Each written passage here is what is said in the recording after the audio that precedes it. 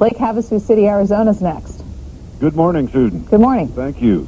I have a question for Representative Paul, but first I'd like to tell you that down here in Arizona, we got a lot of things to be thankful for. One of them is C-SPAN that starts our day every morning for 2 hours.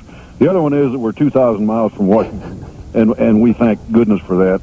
And we're across the river from California because we don't want to be over there. Okay, so with all that, Representative Paul, I wonder why there are so few people like you who will stand up and say the things you said about the United Nations a while ago. In Washington, and I've spent quite a bit of time there years ago, I don't hear anybody saying that, but it's absolutely true.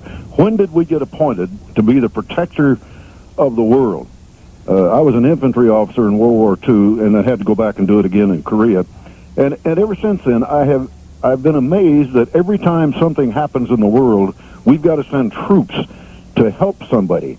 It wasn't very successful in Southeast Asia. It will never be successful where we are now. Kosovo, a place where there's been fighting for 1,000 years, and there will be again after we leave or while we're there, even worse. So I congratulate you, but why don't we hear more of what you just said in Washington? Well, you would hear more if more people put more pressure on their congressmen. The congressmen are pretty good at sensing what is politically expedient.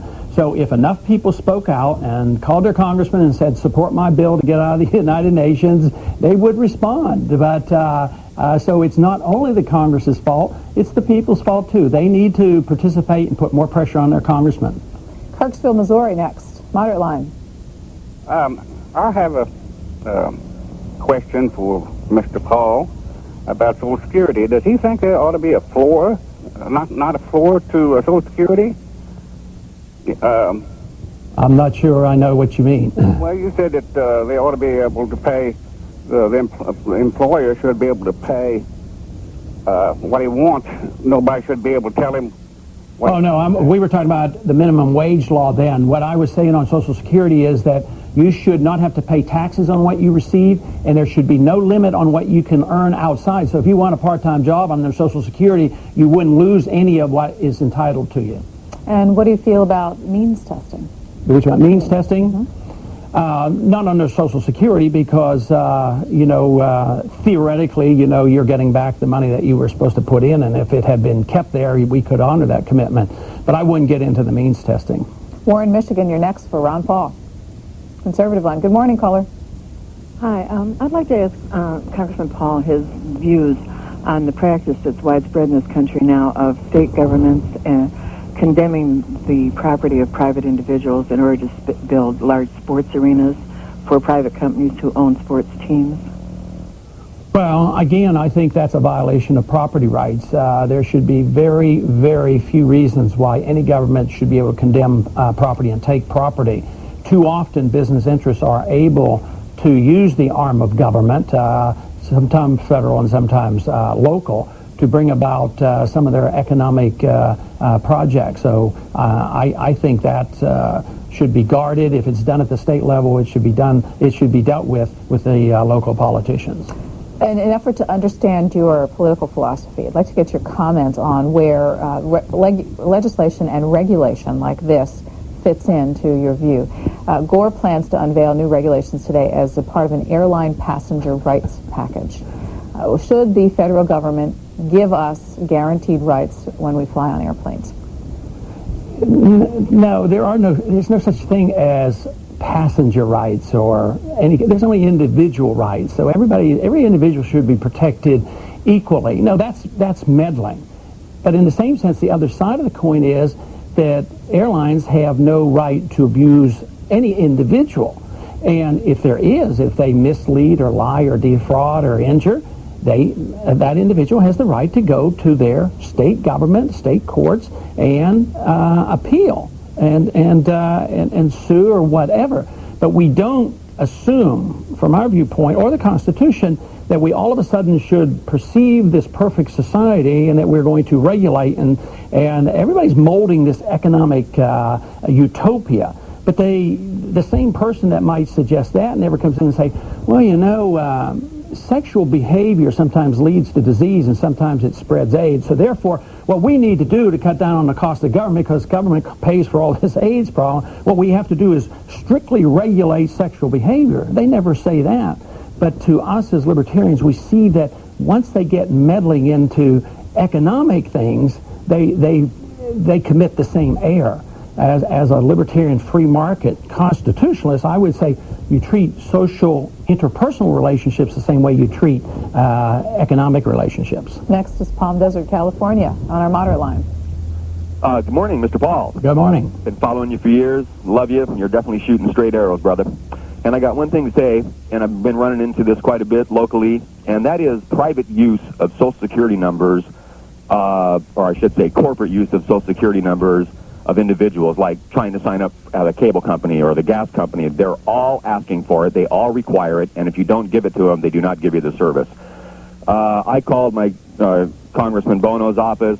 They followed up with the FCC. Basically, they told me that they have no statutory authority to stop them from doing it, that they have a right to do it, and, to deny me the service if I don't want to do it.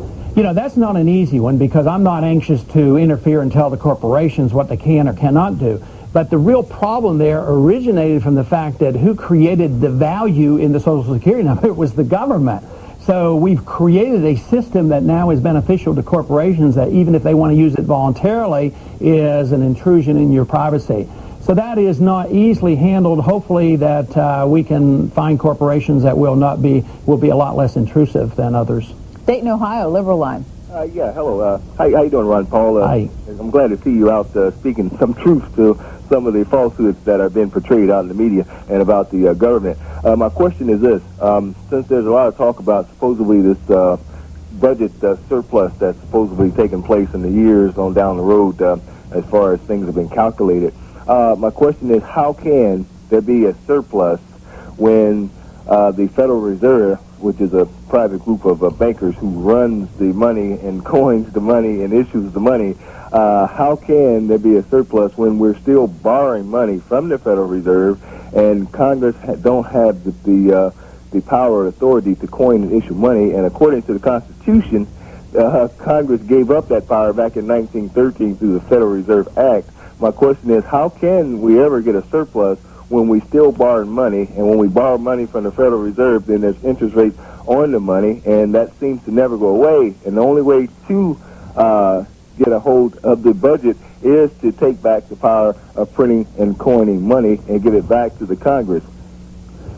Well, you could have a surplus if you quit the spending, so theoretically you can, but they are related, as you suggest, because it gives the Congress the incentive to spend, because they do know that, if the interest rates go up and there's not enough people buying our bonds, you're right. The Federal Reserve comes in and they buy those bonds. They create the money and the credit out of thin air. So that is the inflation, and they're doing this massively.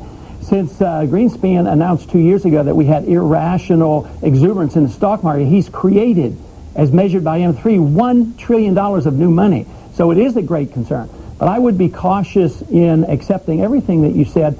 The authority needs to be returned to the Congress, but under the Constitution, money can't be created either by the Congress. Congress can't print the money either. The money has to be coined. It should be backed by something of real value, such as silver and gold. But we should not allow just the printing of money. But today's situation is that the deficits are an encouragement to the Congress and for the Federal Reserve to monetize it or print the money. Last call for Ron Pauls from McLean, Virginia. Good morning. Good morning. Good morning. Mr. Paul, I agree with your aim for cutting taxes and reducing wasteful government spending.